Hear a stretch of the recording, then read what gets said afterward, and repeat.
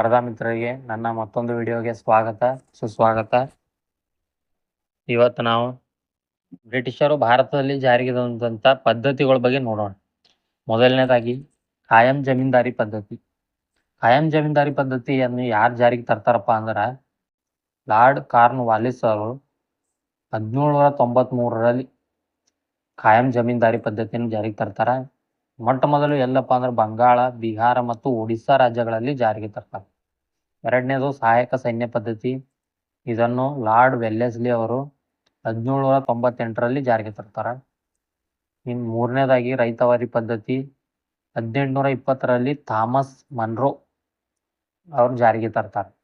ಎಲ್ಲಪ್ಪ ಅಂದ್ರೆ ಮೊಟ್ಟ ಮೊದಲು ಮದ್ರಾಸ್ನಲ್ಲಿ ಮೊಟ್ಟ ಮೊದಲ ರೈತವಾರಿ ಪದ್ಧತಿಯನ್ನು ಜಾರಿಗೆ ತರ್ತಾರೆ. ಇನ್ನು ನೆಕ್ಸ್ಟ್ ಬರೋಣ ಅಂತ ಮಹಲ್ವಾರಿ ಪದ್ಧತಿ. ಮಹಲ್ವಾರಿ ಪದ್ಧತಿ 1833ರಲ್ಲಿ ಲಾರ್ಡ್ ವಿಲಿಯಂ ಬೆಂಟಿಕ್ ಅವ್ರು ಜಾರಿಗೆ ತರ್ತಾರೆ. ಎಲ್ಲಪ್ಪ ಅಂದ್ರೆ ಯಾವ ರಾಜ್ಯಗಳ ಜಾರಿಗೆ ತರ್ತಾರಪ್ಪ ಅಂದ್ರೆ UP, ಮಧ್ಯಪ್ರದೇಶ್, ಪಂಜಾಬ್. ಉತ್ತರ ಪ್ರದೇಶ್, ಮಧ್ಯಪ್ರದೇಶ್, ಪಂಜಾಬಲ್ಲಿ ಮೊಟ್ಟ ಮೊದಲು ಮಹಲ್ವಾರಿ ಪದ್ಧತಿಯನ್ನು ಜಾರಿಗೆ ತಂದಿರ್ತಾರೆ.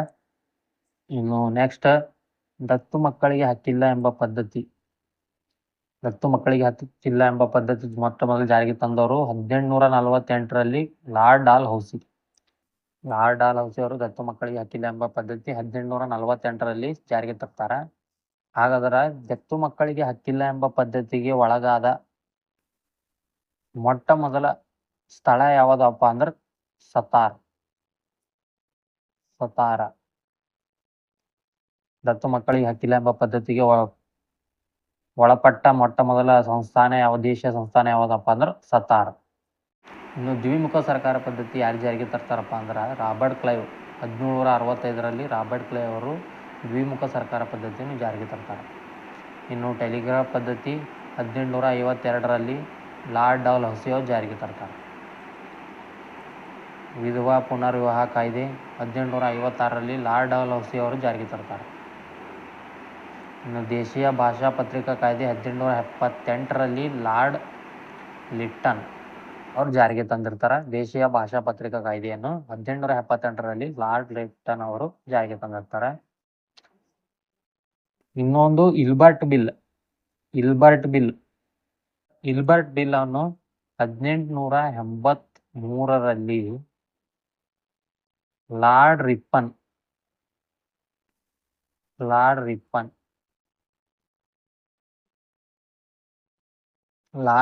ಅವರು 1883ರಲ್ಲಿ ಇಲ್ಬರ್ಟ್ ಬಿಲ್ ಜಾರಿಗೆ ತರ್ತಾರೆ.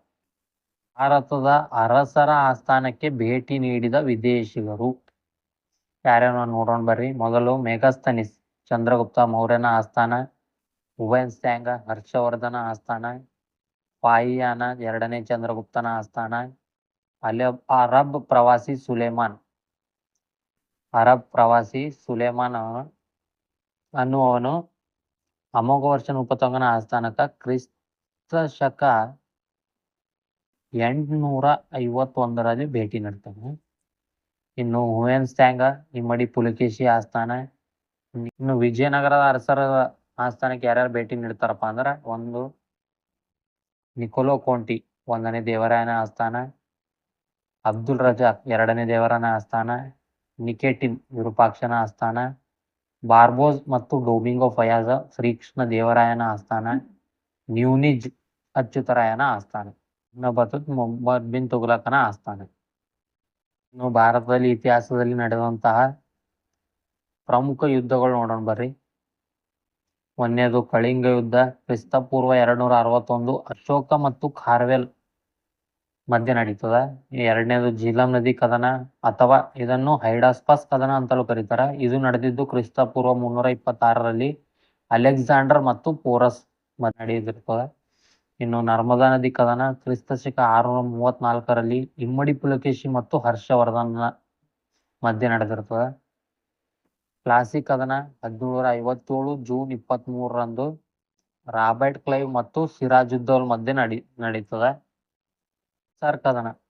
ಇನ್ನು ಬಕ್ಸರ್ ಕದನ ನೋಡ್ರಿ 1764 ಅಕ್ಟೋಬರ್ 23ರಂದು ಹೆಕ್ಟರ್ ಮನ್ರೋ ಮತ್ತು ಮೀರ್ ಕಾಸಿಂ ಮಧ್ಯೆ ನಡೀತದೆ. ಇನ್ನು ತಾಳಿಕೋಟೆ ಕದನ 1565 ಜನವರಿ 23ರಂದು ವಿಜಯನಗರ ಸಾಮ್ರಾಜ್ಯ ಮತ್ತು ಬಹುಮನಿ ಸುಲ್ತಾನರ ಮಧ್ಯೆ ನಡೀತದೆ ತಾಳಿಕೋಟೆ ಕದನ. ಇನ್ನು 1ನೇ ಪಾಣಿಪತ್ ಕದನ 1526 ಬಾಬರ್ ಮತ್ತು ಇಬ್ರಾಹಿಂ ಲೋಧಿ. 2ನೇ ಪಾಣಿಪತ್ ಕದನ 1556 ಅಕ್ಬರ್ ಮತ್ತು ಹೇಮು. 3ನೇ ಪಾಣಿಪತ್ ಕದನ 1761 ಅಬ್ದಾಲಿ ಮತ್ತು ಬಾಲಾಜಿ ಬಾಜಿರಾವ್ ಮಧ್ಯೆ 3ನೇ ಪಾಣಿಪತ್ ಕದನ 1761 ನಡೆದಿರ್ತದೆ. ಇನ್ನು 1ನೇ ತರೈನ್ ಯುದ್ಧ ನೋಡ್ರಿ 1191 3ನೇ ಪೃಥ್ವಿರಾಜ್ ಚೌಹಾಣ್ ಮತ್ತು ಮೊಹಮ್ಮದ್ ಗೋರಿ ಮಧ್ಯೆ ನಡೆದಿರ್ತದೆ. 2ನೇ ತೈರನ್ ಯುದ್ಧ 1192 ಮತ್ತೆ ಮೂರನೇ ಪೃಥ್ವಿರಾಜ್ ಚೌಹಾಣ್ ಮತ್ತು ಮೊಹಮ್ಮದ್ ಗೋರಿ ಮಧ್ಯೆ ನಡೆದಿರ್ತದೆ.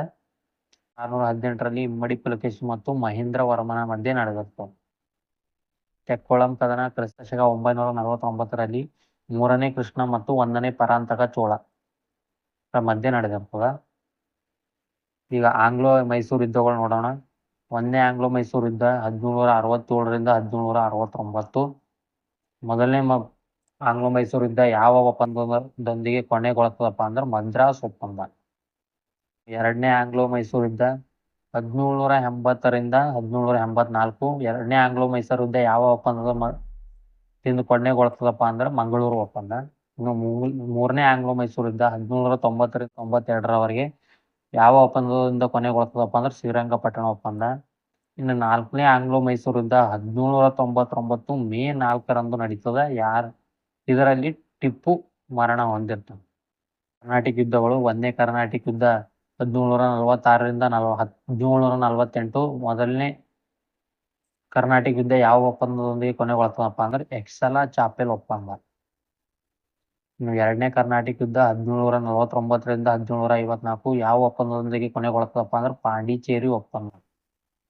ಇನ್ನು 3ನೇ ಕರ್ನಾಟಿಕ್ ಯುದ್ಧ ನಡೆದಪ್ಪ ಅಂದ್ರೆ 1756 1763 ಯಾವ ಒಪ್ಪಂದದೊಂದಿಗೆ ಕೊನೆಗೊಳ್ತದಪ್ಪ ಅಂದ್ರೆ ಪ್ಯಾರಿಸ್ ಒಪ್ಪಂದ.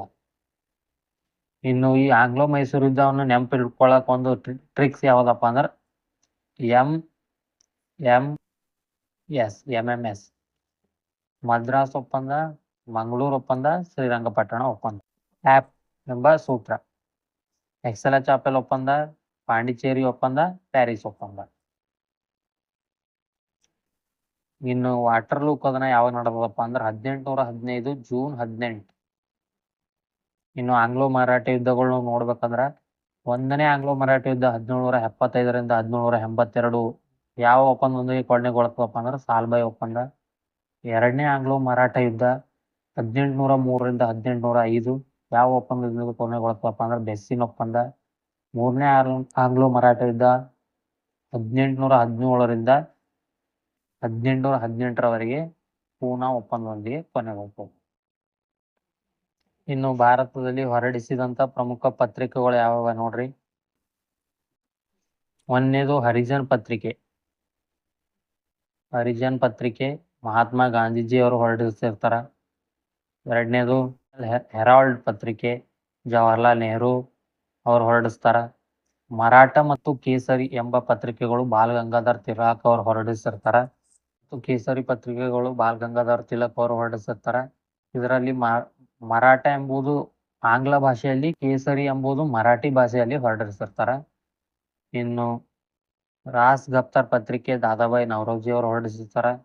ಇನ್ನು ಪ್ರಬುದ್ಧ ಭಾರತ, ಉದ್ಬೋಧನ, ಅಭ್ಯುದಯ ಈ ಪತ್ರಿಕೆಗಳು ಸ್ವಾಮಿ ವಿವೇಕಾನಂದ ಅವರು ಹೊರಡಿಸಿರ್ತಾರ.